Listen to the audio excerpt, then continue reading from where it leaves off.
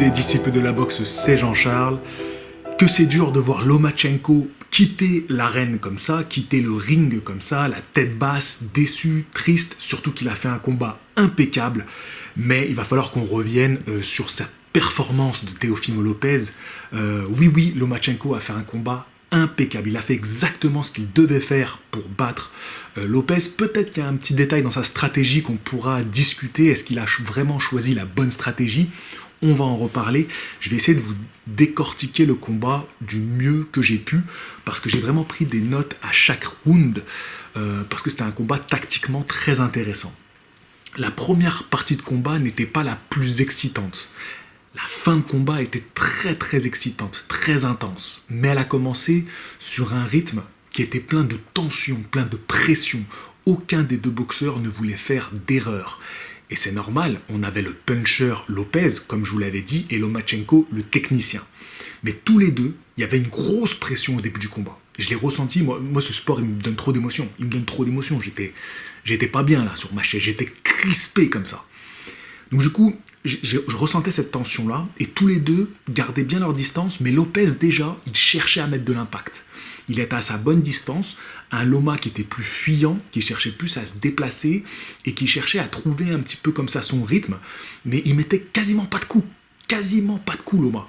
Alors que Lopez déjà, avec le bras arrière, surtout face à une garde inversée qu'est Lomachenko, il cherchait à mettre de l'impact avec le bras arrière. Et ça a marché parce que plusieurs fois il a touché Loma dans les gants, mais on sentait l'impact. Donc le premier round, je lui donne à Lopez.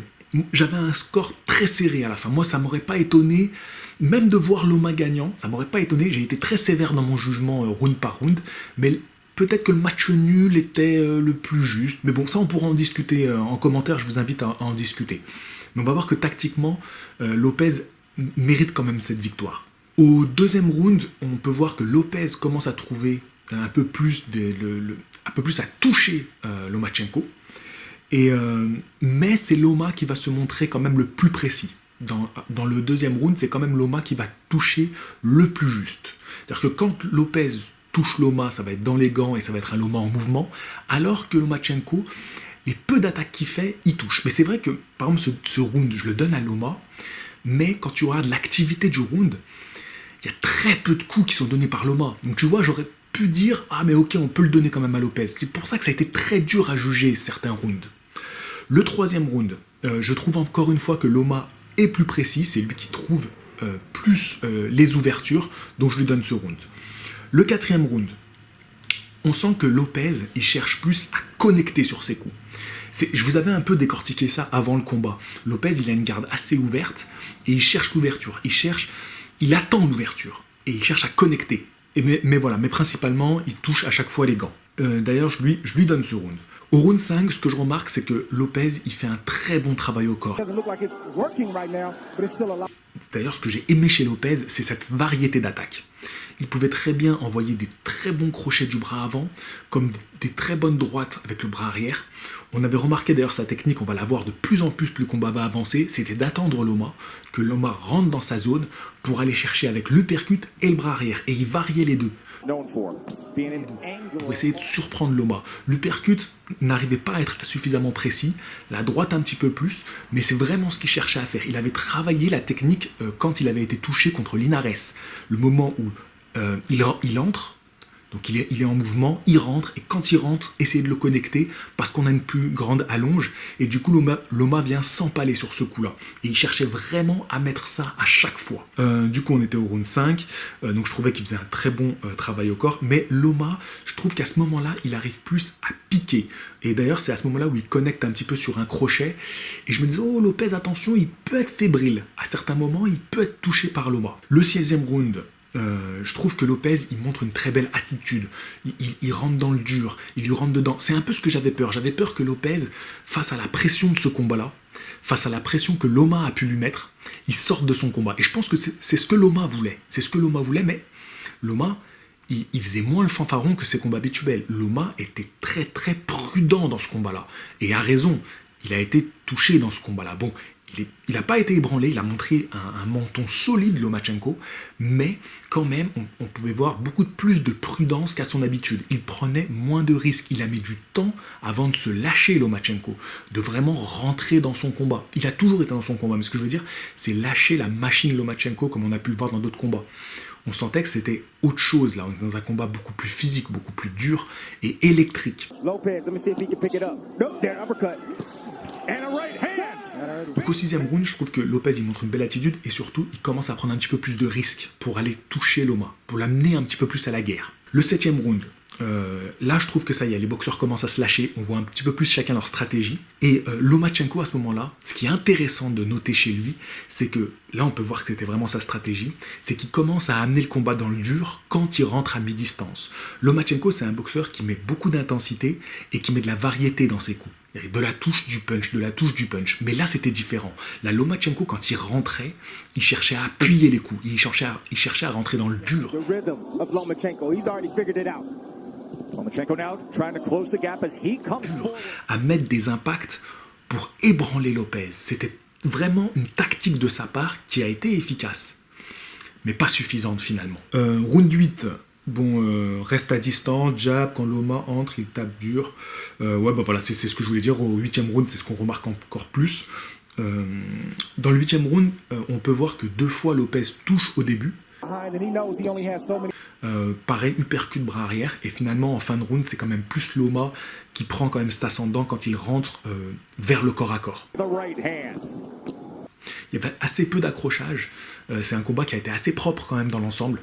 Ils ont joué le jeu tous les deux, ils ont été vraiment dignes dans ce combat-là.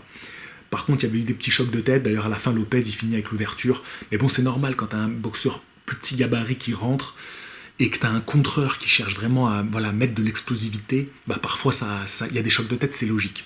Ça venait de la stratégie des deux boxeurs et de leur tactique. Round 9, là on peut voir le problème de garde, voilà c'est ce que j'ai noté. Lopez il a cette garde un peu ouverte, je vous l'avais dit aussi en prédiction du combat, une garde un peu ouverte, donc c'est vrai que Loma pouvait trouver des ouvertures. Et quand Loma mettait le pressing et qu'il rentrait dans la zone de Lopez, là on pouvait voir quand même que cette garde, elle lui fait défaut, et ce qui va lui faire défaut, c'est son jeu de jambes aussi. Il n'avait pas un suffisamment bon jeu de jambes pour sortir, et comme il a cette garde un peu ouverte qui cherche à contrer, qui cherche à être explosif, à vite renvoyer les coups, bah tu peux pas avoir une garde haute parce que sinon on voit ton coup partir, donc il faut avoir une garde, jouer un peu plus avec les épaules et le contre, et là Loma prenait l'avantage à ce moment-là. Le round 10, j'ai trouvé que c'était à ce moment-là, Lomachenko prenait le dessus. Il fait une très bonne fin de combat, Lomachenko. Et je pense qu'à ce moment-là, je me suis dit, la stratégie de Loma, c'était de, quitte à risquer de perdre des rounds, l'emmener loin dans le combat pour avoir le dessus et finir par lui faire suffisamment mal pour le faire tomber. C'était vraiment une stratégie mise en place par peut-être la team de Lomachenko, qui a finalement échoué, mais à la fin, moi je pensais qu'il était capable de l'arrêter. Quand j'ai vu que le 7e round était passé, je vous avais dit que par KO avant le 7e, je me suis dit, là Lopez peut tomber. Les rounds d'avance, Lomachenko le round 11, il est magnifique, impérial. Mais Lopez est très courageux. Lopez montre une attitude qui je pense aussi a surpris Lomachenko et a pu un peu le faire douter, parce qu'il répondait, il était présent, et il cherchait la bagarre. Voilà, même quand il était un peu débordé, quand il prenait des coups, dans le round 11, parfois, vous voyez son problème d'appui, parfois il se retrouvait quasiment dos à Lomachenko, suite à une série. C'est pas normal, tu vois. C'est pas normal d'être un petit peu comme ça, ébranlé. Bon, après c'est facile à dire, là, à ma place, hein. Mais ça montrait quand même que tactiquement, c'était plutôt Loma qui était impeccable techniquement que Lopez.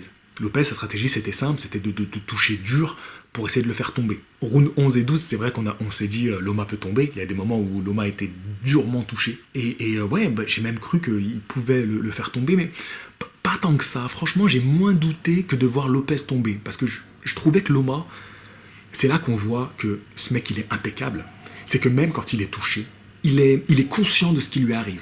Il est bien sur ses appuis, il anticipe, il prend les coups. Et même quand il prend les coups, il prend des coups parce qu'il était en train d'envoyer une attaque, il était en train de préparer quelque chose. Donc, c'est pas des coups qui sortent de nulle part. dans la boxe, on prend des coups. Voilà, c'est ce que je vous avais dit. Je vous ai dit, vous allez voir, Loma, il va prendre des coups dans ce combat-là. Et les coups qu'il va prendre peuvent le faire tomber. Et il n'est pas tombé. Il a montré une grosse solidité. Mais il a aussi montré qu'on n'est plus dans la même catégorie. Et oui, parce qu'il a cherché cette tactique de mettre beaucoup moins de coups. Et oui, on n'est plus dans les petites catégories. De mettre plus de pressing et de rentrer dans la zone. Et une fois rentré dans la zone, de mettre de l'impact dans les coups. C'est une chose que Loma ne faisait pas beaucoup dans ses autres combats. On a pu voir qu'il a changé sa tactique parce qu'il n'est plus dans un même rapport de force.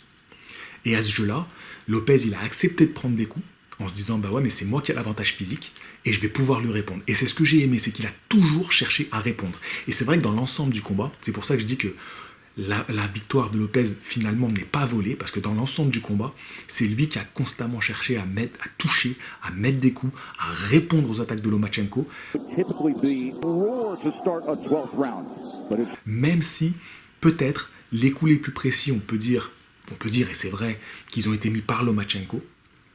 Mais au final, sur l'ensemble du combat, je peux comprendre qu'à chaque fin de round, les juges aient pu voir un petit avantage à Lopez. Voilà mon débriefing de ce combat. C'était un combat que j'ai trouvé très intéressant, surtout dans la deuxième partie. La première partie, je peux comprendre que certaines personnes pourraient l'avoir trouvée un petit peu chiante, parce que c'est la boxe actuelle, c'est-à-dire que c'est une boxe... puis c'était un combat électrique, donc il se jaugeait, il s'attendait, il cherchait à travailler sur l'erreur de l'autre. Lomachenko, c'est un mec, tu fais une erreur, il va être là. C'est très compliqué. C'est dur de le pousser à l'erreur. Et on a pu le voir dans ce combat-là. Très très dur de le pousser à l'erreur. Pour moi, Lomachenko, il fait aucune erreur dans ce combat-là. Il fait aucune erreur. Et il le perd, bah voilà, parce que Lopez, il a été courageux, il a été puissant, il lui a mis de l'impact dans les coups. Mais Loma, il fait un très très beau combat. Très très beau combat. Est-ce que maintenant, il ne faut pas qu'il redescende ? La question peut se poser. Mais est-ce que ça ne mériterait pas aussi un combat revanche ? Et au combat revanche, moi, je vous dis que, attention, Loma, il peut venir avec des réglages nécessaires et remporter cette fois la victoire. Voilà, je ne mettrai pas ma main à couper. Je ne fais pas le fanfaron avec vous en vous disant je vous avais annoncé Lopez gagnerait et tout. J'imaginais pas. Si, j'imaginais vraiment un profil comme ça de combat. Je suis pas trop surpris. Moi, j'aime les surprises. J'aime les surprises, tu vois. Si j'avais pu voir Loma gagner avant le 7ème par KO, j'aurais été heureux, tu vois. Moi, j'aime les surprises dans ce sport.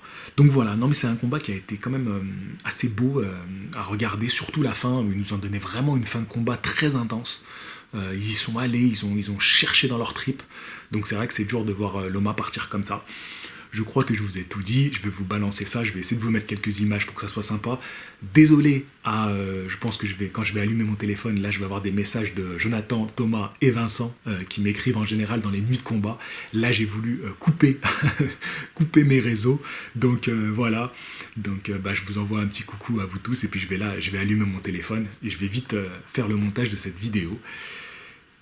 C'est beau la boxe quand même, hein. Ça nous donne des belles émotions. Allez, je vous dis à la prochaine. Fighting! T'as aimé le chat? Ciao.